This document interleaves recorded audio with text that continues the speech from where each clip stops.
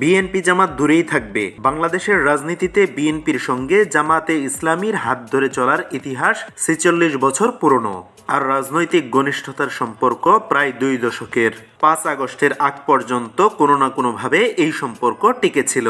টানা ১৫ বছর পর আওয়ামী লীগ সরকারের পতনের পর রাজনীতির মাঠে সাবেক ক্ষমতাসীন দলটির দৃশ্যমান কোনো কর্মকাণ্ড নেই। এই সুযোগে রাজনীতির ফাঁকা মাঠে নিজেদেরকে বিকল্প শক্তি হিসেবে হাজির করতে চাচ্ছে জামাতে ইসলাম। এক সময়ের ঘনিষ্ঠ মিত্র বিএনপিকে এড়িয়ে নানা ইস্যুতে অবস্থান নিতে দেখা গেছে দলটির শীর্ষ নেতাদের। দিন যত যাচ্ছে বিএনপির সঙ্গে জামাতের দূরত্ব তত বাড়ছে। বিএনপিও দূরত্ব কমানোর চিন্তা বাদ দিয়ে অন্য দল নিয়ে এগোনোর চেষ্টা করছে।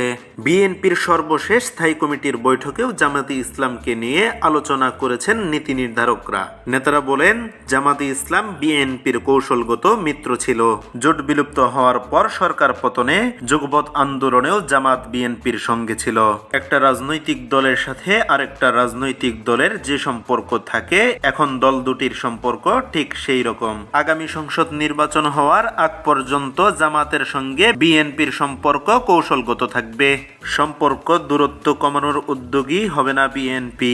বিএনপির স্থায়ী কমিটির এক সদস্য নাম প্রকাশ না করে জানান, ধারণা করা হচ্ছিল ৫ আগস্ট রাজনীতির হিসাব নিকাশ পাল্টে গেছে, কিন্তু সময় গড়ানোর সঙ্গে সঙ্গে পরিস্থিতি জটিল হচ্ছে।